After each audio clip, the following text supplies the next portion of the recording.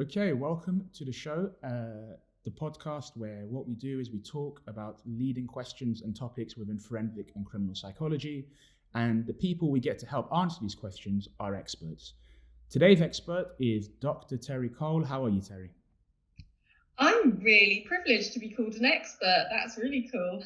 Well, I don't really consider myself as an expert, but that's great. Well, I'll try. Flattery is the best way to build rapport, as you know. Yeah. So how are you? So the last time me and you spoke, in person anyway, was in Singapore at the ACUP conference, which was a great conference. 5 points if you remember what ACUP stands for. Absolutely no idea, but it was a great conference. You're exactly right. And loads of different police officers and academics from all over the world in a great location. And now, within these times, how lucky we were to all kind of get together and be able to see a lovely city and share our experiences. Yeah, it was a really, really good conference, a good mix of academics and practitioners. So hopefully we'll be able to go back again one day. Yeah, hopefully. I loved it. It was great Asian conference of criminal and organizational psychology. Good memory. I bet you've checked that because you knew what questions you were going to ask. So don't give me that. I'm just more attentive. But no, it was a good conference. Probably the only limitation was £13 a pint, but other than that, it was it was really good. And having to eat, what was that awful stuff we had to eat? The fruit, I forgot, the really smelly fruit. Dorian. That's good memory. So you don't remember the conference's name, but you remember these obscure fruits that we had to eat. Of course. Anybody that goes to Singapore, don't eat durian. No disrespect. Singapore's a beautiful country, but terrible. I'm all for like when in Rome, but I've got that T-shirt and I will not be getting it again. But more importantly, I remember at the conference, it was the first time we met. It was talking about our research, and what intrigued me more was you started talking about what you used to do before academia, and believe it or not, this podcast, this show, has been in my mind for years. And I remember at that time talking to you, thinking, right, this is one person I definitely need to get on this podcast when it starts. One, because it's interesting, but two, I know personally my students would benefit from listening to someone who isn't just an academic who writes and reads about this stuff. You've actually done, as far as what, this investigative advice, what profiling may be considered, you've gone and done it. So can you please just tell us a bit about, what it is that you did before you got into academia? Okay. Well, starting sort of years ago, I left school at 16. I don't come from an academic family at all. I wanted to earn money, and I didn't actually go back to education until 23, when lots of my kind of mates started graduating and getting good jobs, and I thought, that looks pretty good. They were earning more than I am, so maybe I should do this thing called additional study, which was probably a really good thing, because then I'd kind of grown up a bit. I gave up a job to go back to study, and so I'd given up an income, so I wanted to work really hard. And I'd watched a TV show called Cracker, which I'm sure people can get on UK Gold. That starred Robbie Coltrane, who's in Harry Potter, so everyone knows him as Hagrid. But he kind of flounced around crime scenes and drank a lot and gambled a lot and had a beautiful wife and a beautiful house. And he just kind of tipped up at this murder and told everyone what to do. And I thought I'd really, really love to do that. What a dream job. So I did my A-levels at night school. I then went to university and found out that, actually no one kind of really does that job, but lots of people work in prison with offenders. And but I was very fortunate at the time that the National Crime Faculty, as it was then, it's now the National Crime Agency, it's had several iterations in between, was just setting up. So I did my placement year working there with really experienced detectives, working on a lot of big cases going around the country. And then I went back to university, so I studied psychology and criminal justice at Plymouth University.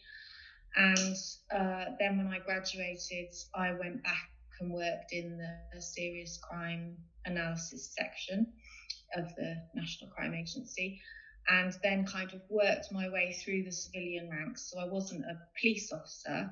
I was an assistant analyst, then I was a crime analyst, then I was a behavioural investigative advisor, then a senior behavioural investigative advisor, which is kind of a new term for offender profiler. So it incorporates just assisting decision making and assisting investigators rather than just profiling. There's a range of services that BIAs offer.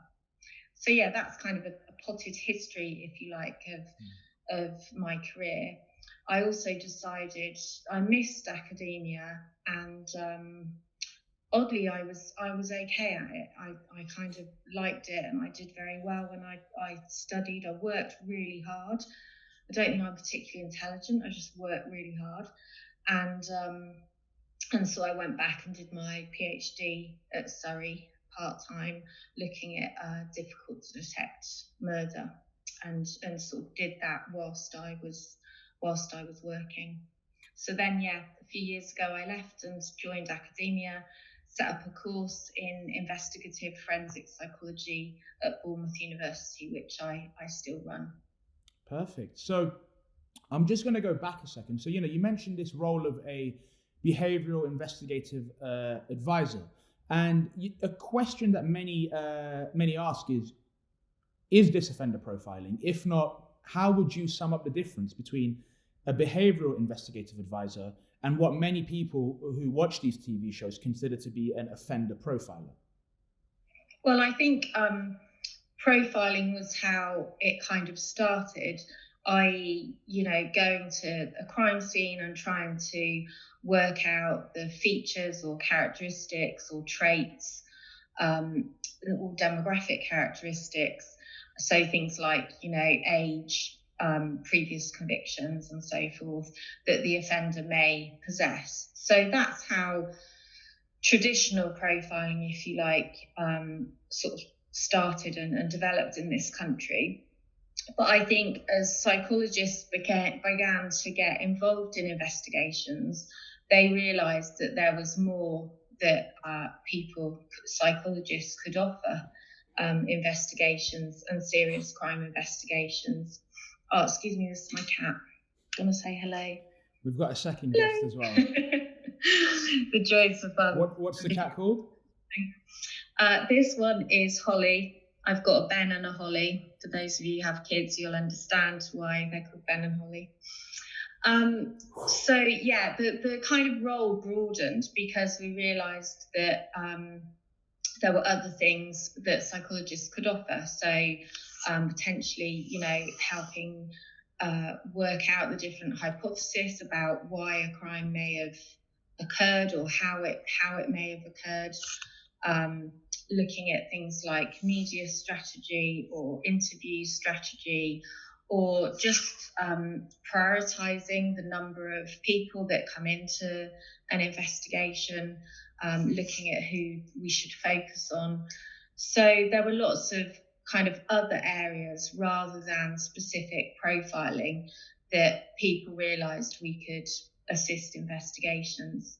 Looking at things like crime linkage as well. So if there's a series of crimes, perhaps in a particular area, and there isn't forensic evidence to link those crimes, so we don't know if it's one offender committing them or a number of offenders committing them, we could look at the behaviour and see if there's similarities in that as to whether we think potentially there is a serial offender.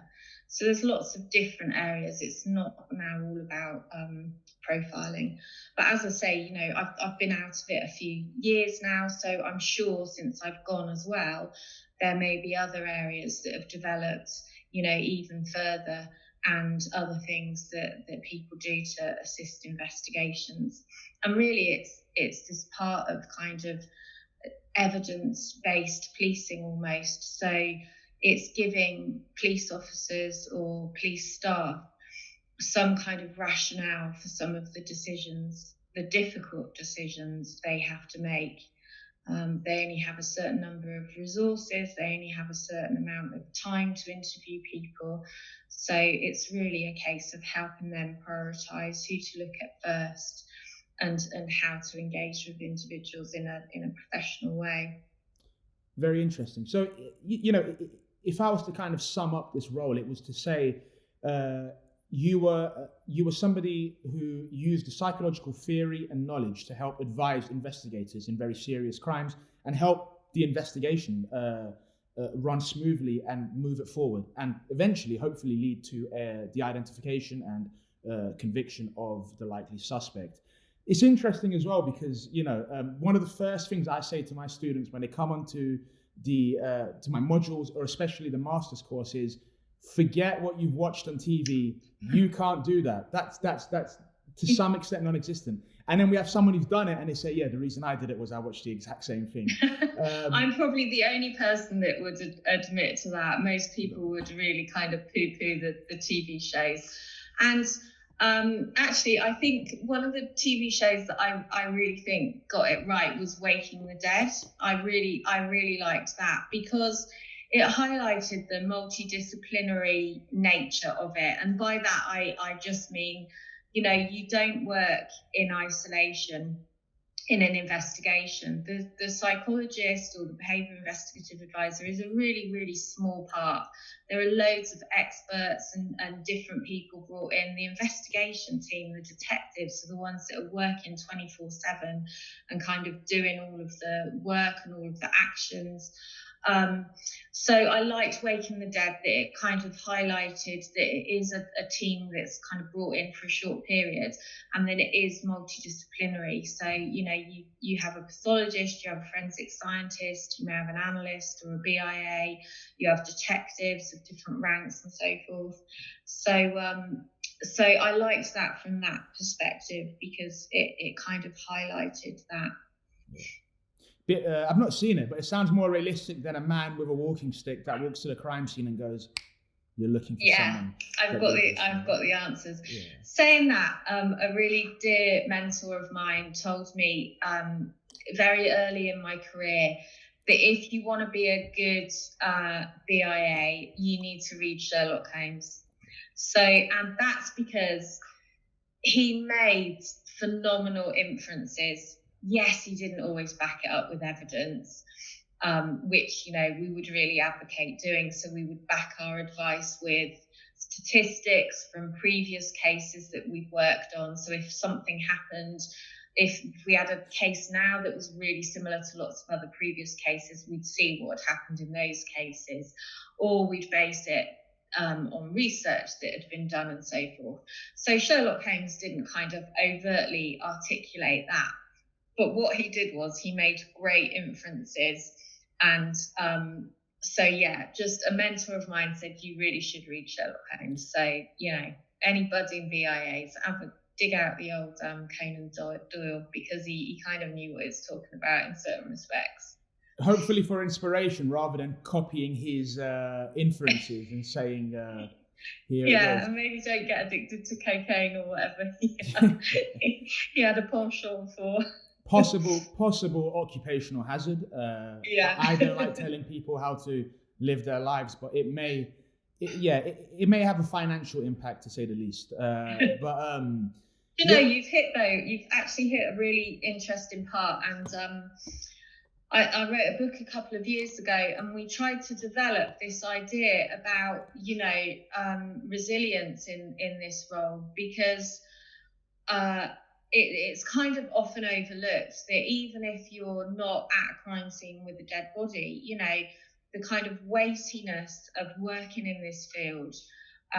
Lots of the FBI people talked about a lot of burnout and so forth. And I think if people are going to work in this field, you have to realise that you're going to be listening to some horrible stuff. You're going to be dealing with some horrible cases, and you have to find a way through that doesn't involve unhelpful behaviours like cocaine addiction and so forth. So I think that's actually a really important element for people to consider.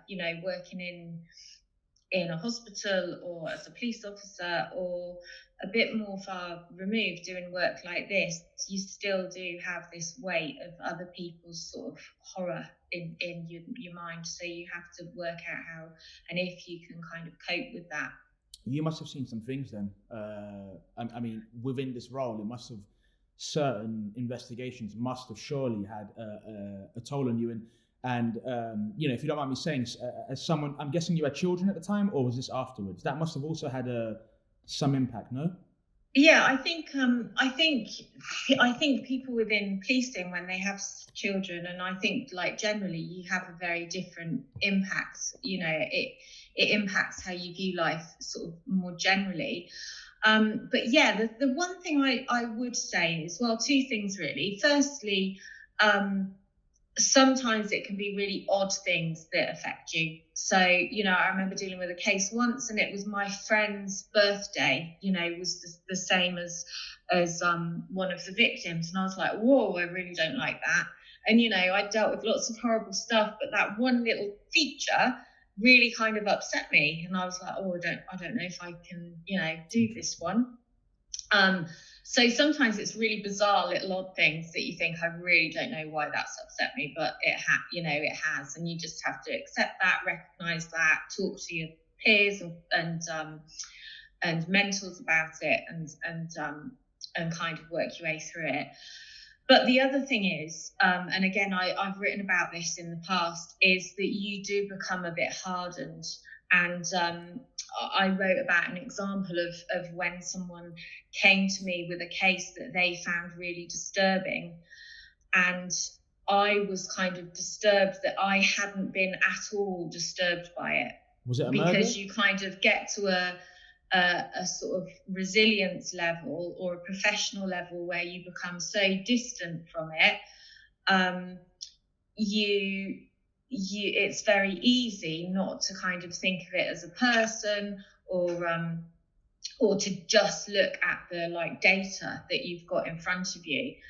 And I guess I'd got to that stage. I'd got so professional. I'd worked so many cases. I was looking at, what are the variables? What are the features of the crime I'm looking for? I've got this horrible photo, but I know what I'm focused on. And it took someone else to come and say, God, this is really awful, this crime that we're having to deal with. I don't know if I can cope with it. But then I reflected on myself, oh my God, what an awful person I've turned into. I didn't even think about that. I am just focused on my job. So then I reflected on myself, how has this kind of changed me? And am I, the weirdo for kind of just knowing that, I can deal with this and not even really thinking about it as a case.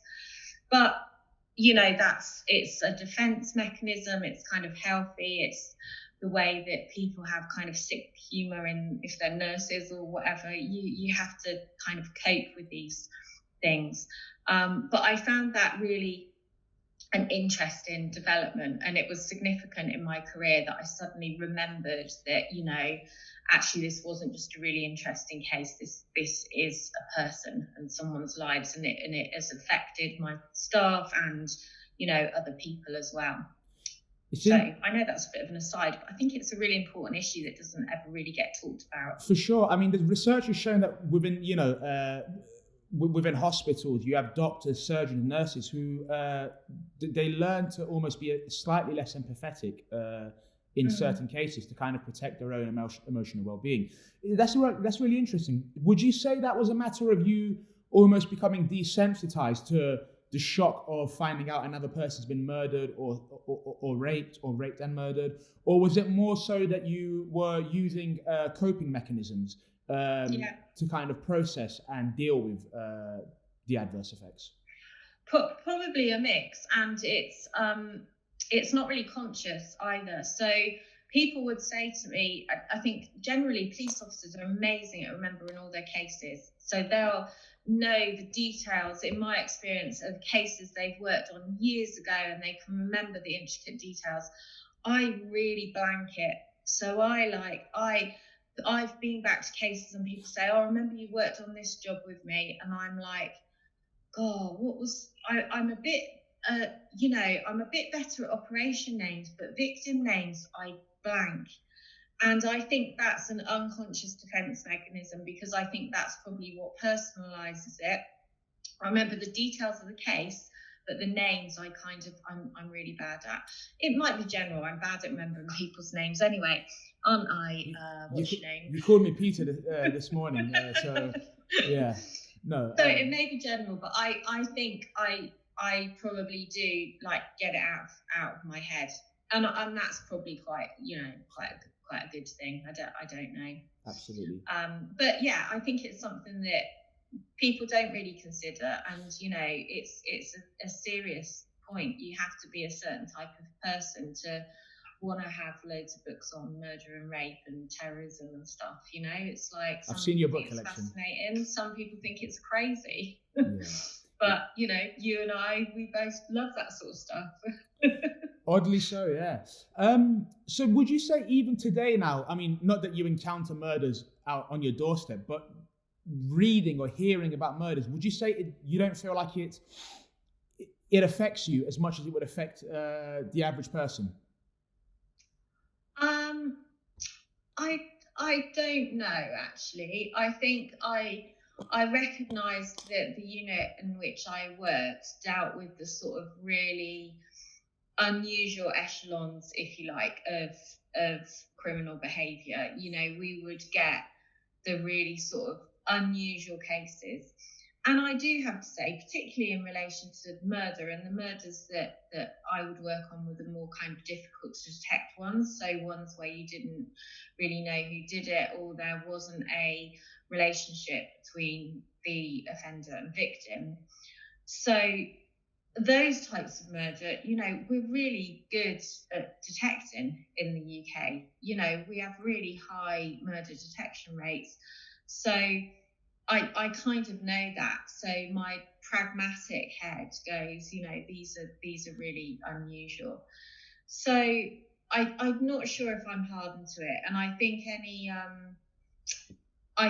hardening I had may be less now. I'm sort of a normal member of the general public. I understand. I guess we will move on now to kind of some of the very interesting academic work you did, because what you did was you took this wealth of knowledge and experience of investigating these crimes. And I mean, I know personally you've worked under some great forensic psychiatrists and advisors, and you said, I'm going to take this and I'm going to put this into research and empirical work. I'm going to show the world, how a lot of this stuff works. And your PhD, correct me if I'm wrong, it really looked at the types of crimes where a behavioural investigative advisor is needed, and how they can assist with these unusual crimes, as you said. Can you give us a summary of your PhD, what you did, and the key kind of takeaway points that you found during this study? Yeah, well, what I kind of, I guess it's twofold. Firstly, I really wanted a PhD, so I wanted an academic qualification, as You wanted to be called a doctor. I'm too honest for my own good sometimes, but I wanted to do that. Yeah. And secondly, with my slightly more angelic head on, I wanted to do some, and I still am now a massive advocate of doing applied research. So, and I think, yourself and at Huddersfield, Louise et al. At Liverpool, and myself at Bournemouth, I think in the investigative domain, and probably other universities, I shouldn't advertise, just the ones that I know and just I know are good. But I think we all just want to do applied research. It's not interesting merely for interest's sake. It actually can be applied, it can be utilised by police forces. And I'm not sure if I achieved that in my PhD, but I tried to get this, pragmatic angle. It's no good giving investigators things that are weird and wonderful, but actually they can't collect about people. And it's no good using lots of different variables to predict things when the police are not going to know those variables from the crime scene or before they've caught the offender. So my PhD research, I looked at all of the difficult to detected murders that we had at the time, and I looked to see what kind of patterns there were in the offender behaviour, so as I could try and predict future events.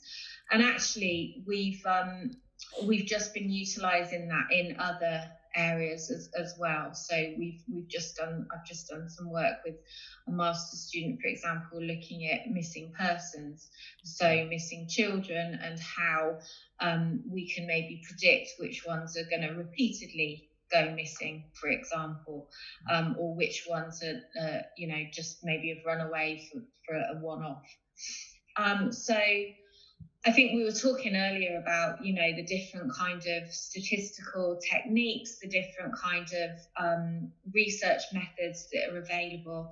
And I think that's now what we try and all bring, or good academics should bring. So a sound research method, good statistics, or good qualitative research that actually then can be applied and can assist police investigations. And certainly that's what I try and advocate in my course, and that's what I try and advocate in the research that myself and my students do. And I know you and others are similar. And I'm really glad the academic community has sort of taken this on board and now recognises impact, how.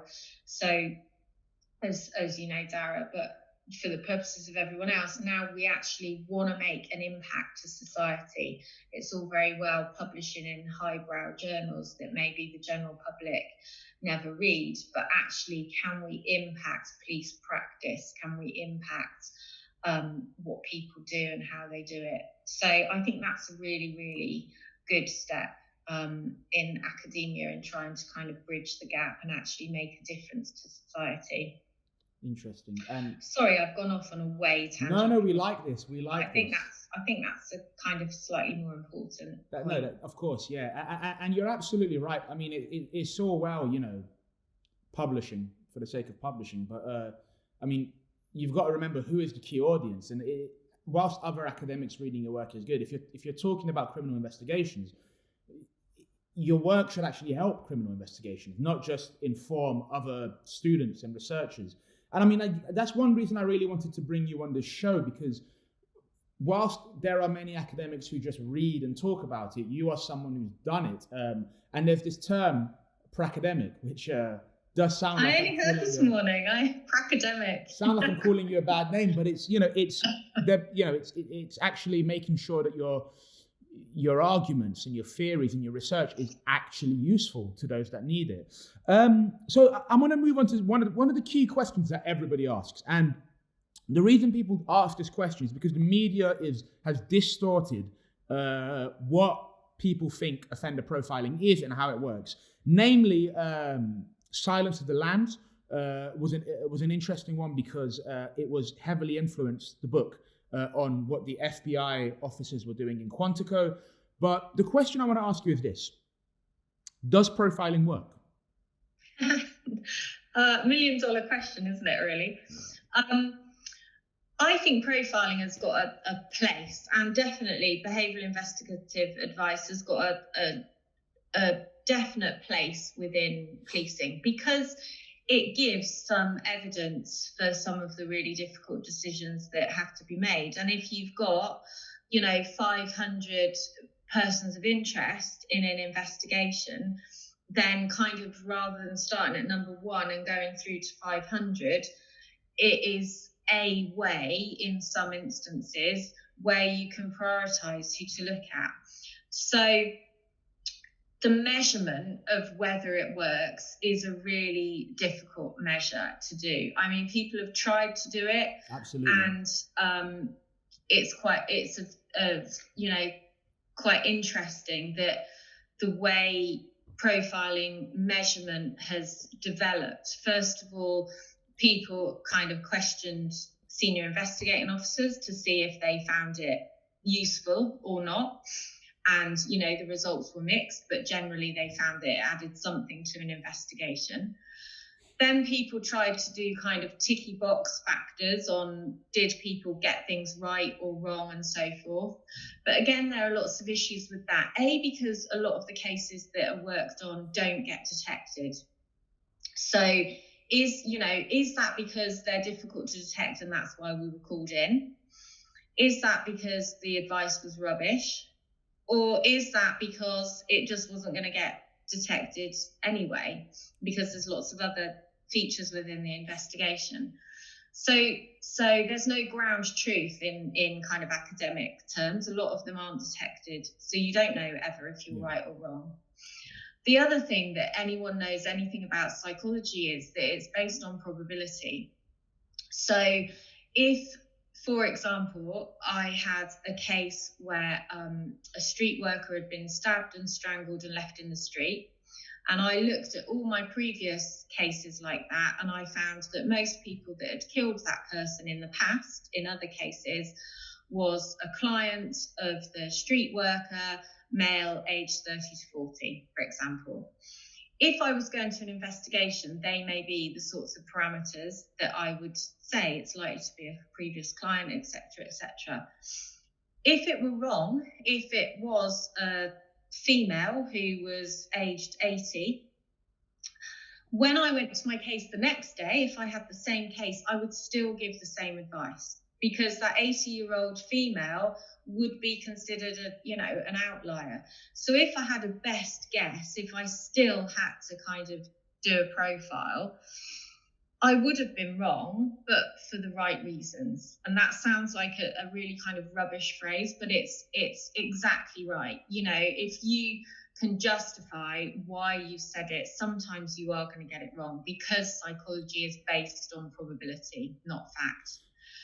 So then we moved from asking officers to kind of testing the ticky box to actually looking at the rationale. And so Lawrence Allison and others began to look at the kind of Toulmin philosophy of argument, which basically meant, do people have an evidence base for what they're saying? So if I'm saying that someone is of a certain age, what are my grounds for that? Have I got something to back that up? Have I backed that up with research?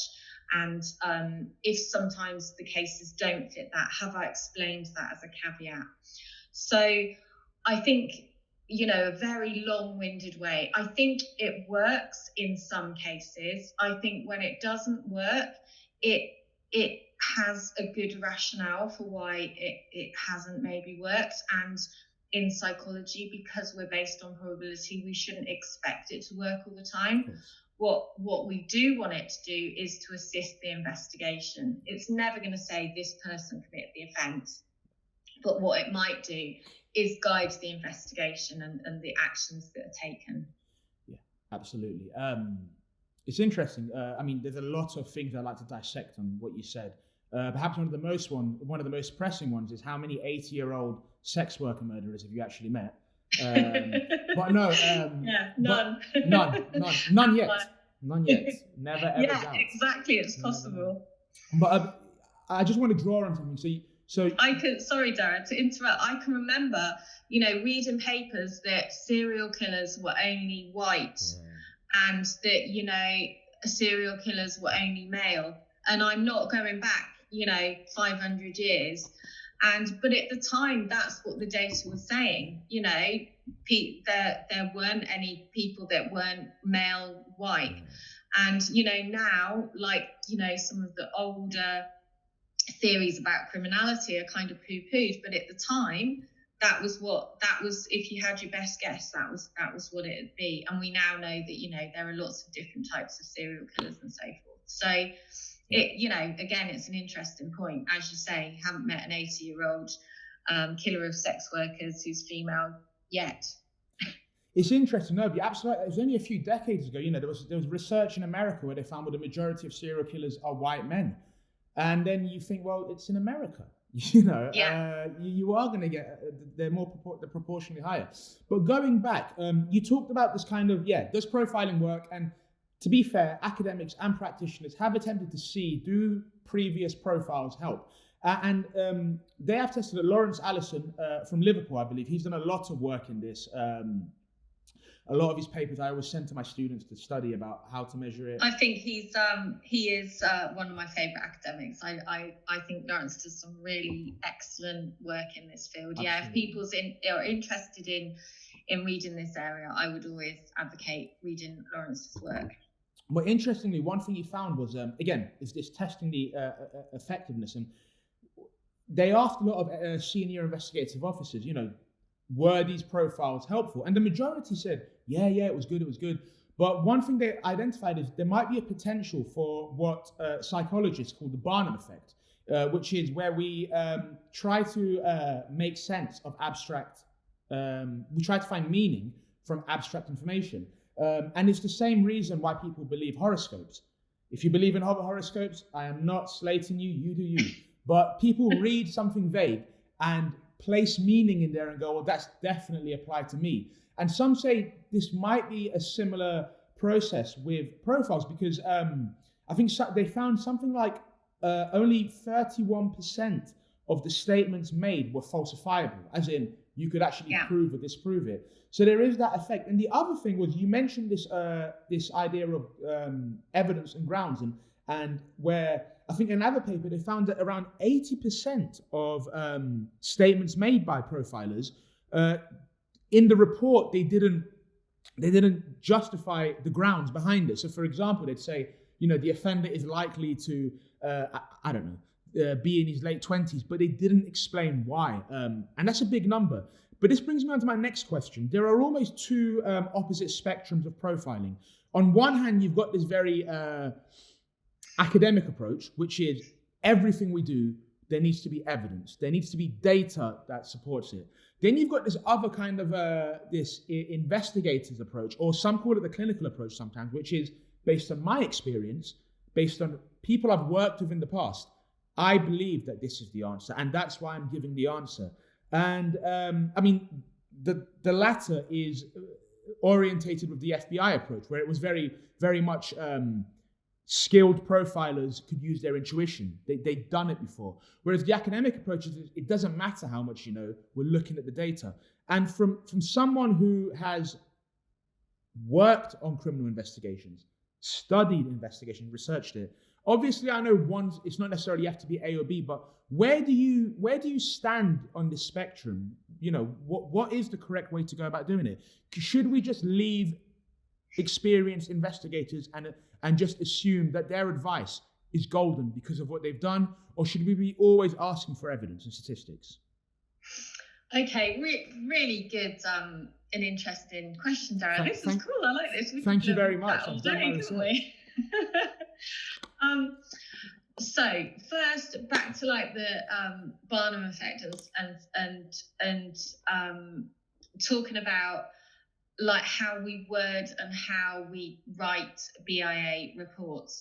I think that's been a great thing. There's also research on what vocabulary should be used. So if I say I suggest something, someone could interpret that as I'm saying yes, and someone could interpret it as, well, she's not sure because she's only suggesting it. So there's lots to do with how reports are actually written. And what I think was really good is Lawrence did a follow-up paper, sort of having let his initial paper embed and BIAs kind of understand it. He then did a follow-up paper a few years later and found that actually there had been like significant improvements in the rationale and justifications that BIAs gave. So I think that's a really good example of how research has kind of helped improve practice and then measured how that's been changed. So I think that was a really positive thing. The other thing, one of the reasons I bang on about doing applied research is, yes, people can be criticised for not giving an evidence base, but there's not always an evidence base there. So I used to kind of joke with my students that, yeah, if you deal with a case where someone's eyes have been gouged out, there's an FBI paper on that. But at the time, there was very little on elderly homicide or male rape, for example. I mean, there is now, but at the time. So people had kind of done research on the weird and wonderful things, but the day-to-day cases that we were getting drawn into, there wasn't a lot of applied empirical research to be used to enable us to back it up and rationale everything that was said. So this is like, a continuing call for research, because yes, I do think we always need an evidence base of some sort, and that can be based on experience as long as that's articulated, or it can be based on research and massive statistical databases as long as that's articulated. There needs to be some evidence base, but we don't always have it. We don't always have research to back it up. So that's why I kind of advocate it. So that's, again, a long-winded answer to your first question. In relation to the kind of what's traditionally been known as like the statistical clinical divide, for want of a better word, I think that's I'm trying to think of the right words. I think that's a bit of fake news now. Maybe when profiling started, yes, there were individuals that used their experience and that's kind of all they used, and then there was this kind of statistical fight back that you need statistics to back it up. Now I do think most practitioners and most academics kind of merge, like if you were doing some research that needed qualitative or kind of in-depth research, you wouldn't use statistics to do it. You'd know, actually, this would be better done by this, maybe by someone else, if you don't do that sort of research. And I think the clinicians that work in this field or in any area of forensic psychology do call on research. They do call on previous cases. They may, yes, also have their experience and their case study cases, but they would look at research in the area. They would look at databases and use that information as appropriate. And similarly, I guess because of my training, I wasn't trained as a clinician, so I worked as a crime analyst. So I guess I come a little bit more from the statistical angle. But that's not to say if, a more sort of statistically or empirically based profiler or BIA was called to a case where someone had their heart cut out or eyes cut out or something that we don't get all the time, that we haven't got 5,000 similar cases of, then they would use interpretation and they would use clinical they would, pull in clinical expertise, and they would use, more sort of qualitative, more sort of discrete analysis of what had gone on at that crime scene. So I think, traditionally it's more a divide now by people's training and kind of expertise.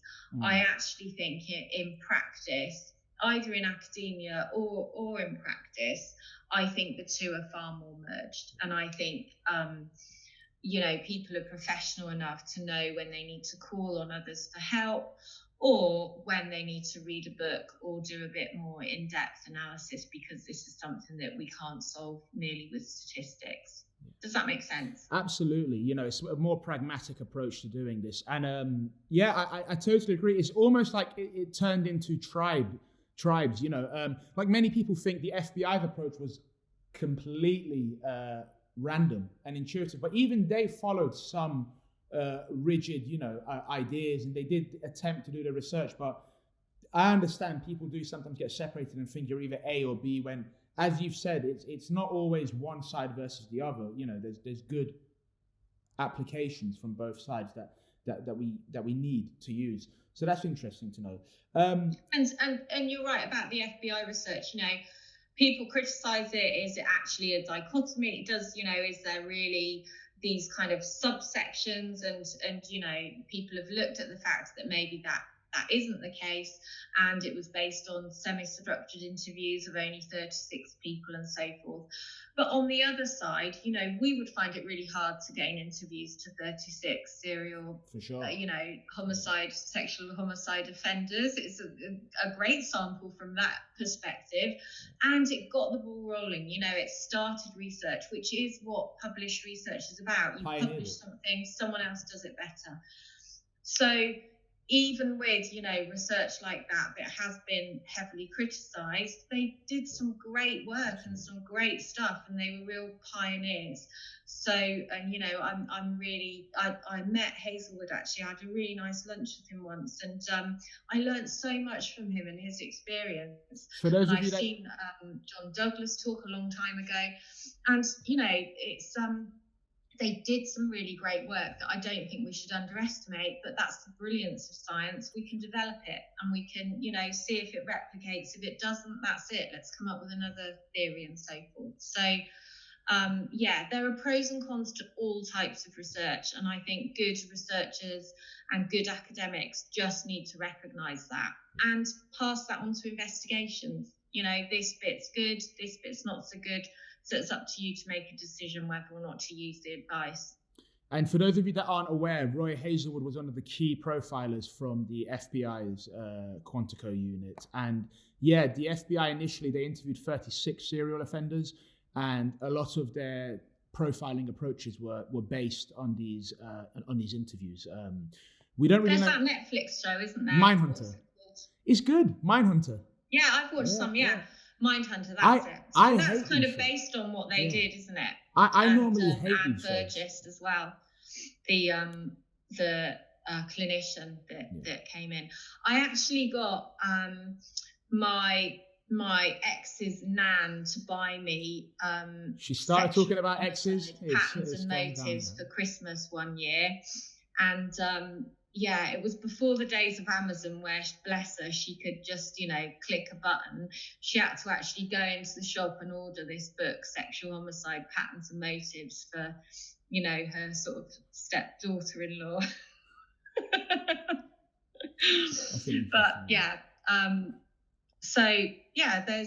There's pros and cons to all research and practice. So just be aware of that. Absolutely is, yeah. And it's easy to assume that one approach is completely wrong and one is completely right. And especially if you're an academic, this isn't the kind of view that we have. We scrutinize everything and consider the application and utility of every theory put forward. I guess we're near the end. Just a few questions to kind of sum things up. So, short answer to this question: do you feel that police officers and senior investigative officers require the help of psychologists now and again? Oh God, how do I do a short answer to that? Yes, I think so, but I think they're getting so good at upskilling themselves. I mean, so many officers study with me. Now the College of Policing wants everyone to have degrees. They're really professionalising the police service. They want an evidence base. So yes, I think psychologists can help in lots of different fields, not just profiling, but I do think the police are really upskilling themselves as well, which is excellent. And Terri, a lot of our viewers and a lot of my students would love to do what you did, Behavioural Investigative Advisor, and work with the NCA. I mean, it's a cool bloody job. If I was to ever lie about my job to impress someone, it'd be either that or an astronaut. And I don't think anyone's going to believe that I'm an astronaut anytime soon. But I thought you were a lion tamer. That's what you told me when we first met.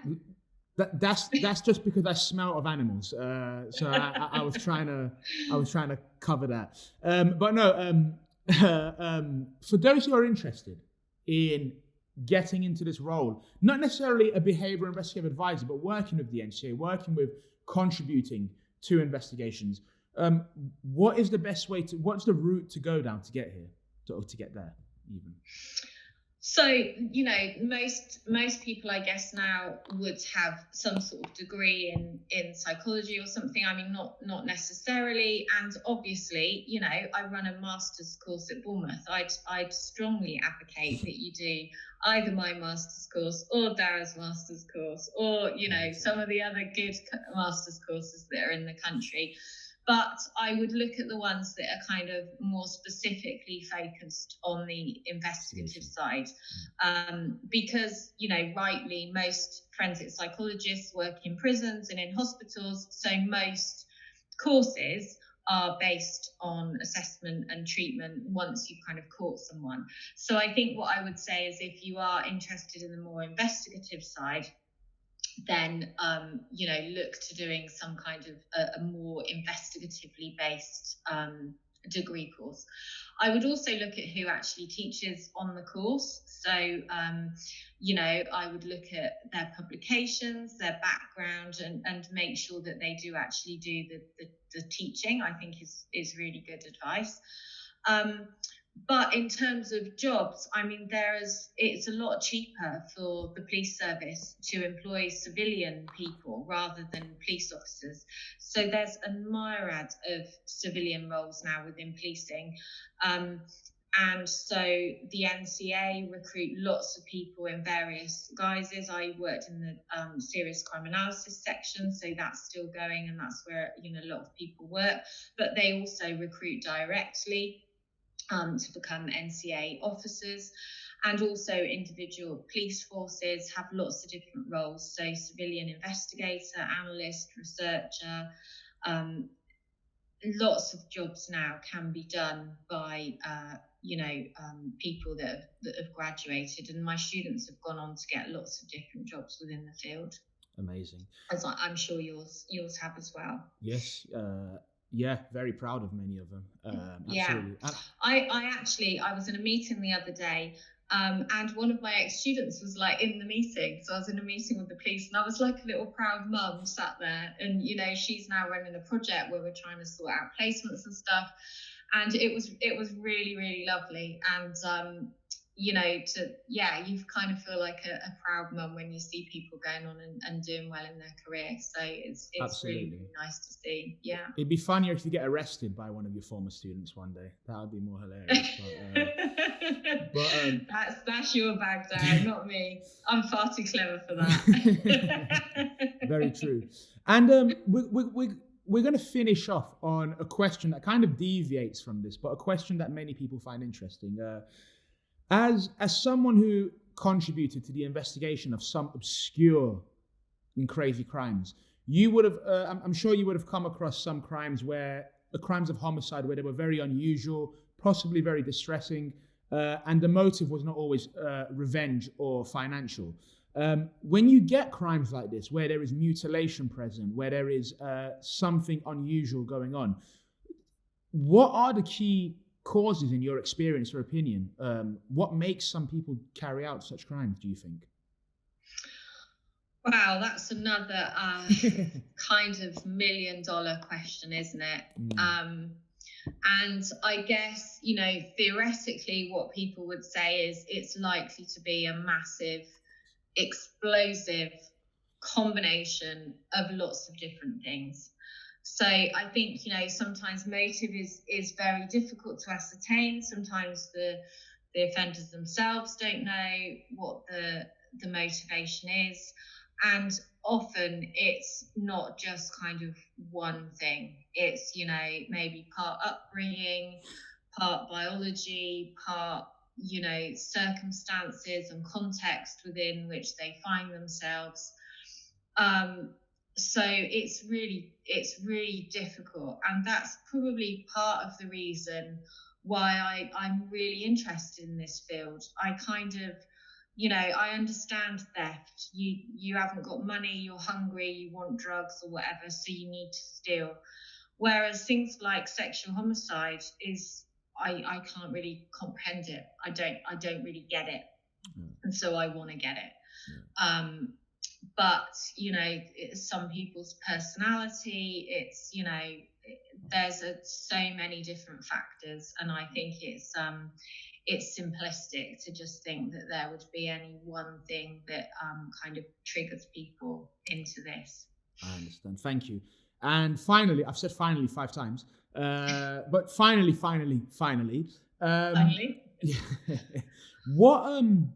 What made you take the jump from practice to academia?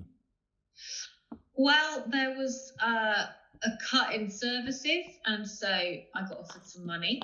So that was, part of it. Not loads of money, and it's all gone before anyone stalks me and thinks I'm rich. I'm really not. There's no money in this field, actually. We should say that. If you want to earn money, then go into banking or something. Partly that, and I'd done it for quite a long time as well. And I think you get to a stage where I was as excited by it. That's the wrong thing to say, but I kind of felt comfortable, and there were certain cases where I kind of felt like, not that I knew what I was doing, but I don't think I was developing myself as much. And maybe partly that was my fault, but I just really wanted a new challenge, but it was kind of prompted more by circumstance. But yeah, I wanted to do something else, and I guess give back and get people to know about the reality rather than what people think happens, and to teach them in the right way.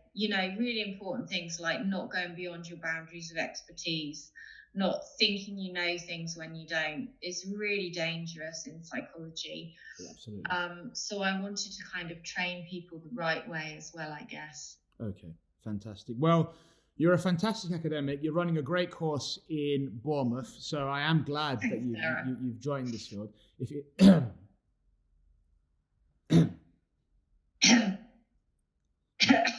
Sorry. You're a fantastic yeah, academic too. You're running a really great course too, Dara. Well, it's credit to the course director, Maria. But yeah, it's great. It was great having you. Thank you so much for your time. Dr. Terri Cole, course director of Investigative and Forensic Psychology, MSc at Bournemouth University. Thank you so much for your time. No worries. Lovely to see you, mate. Bye-bye. Take care. Bye.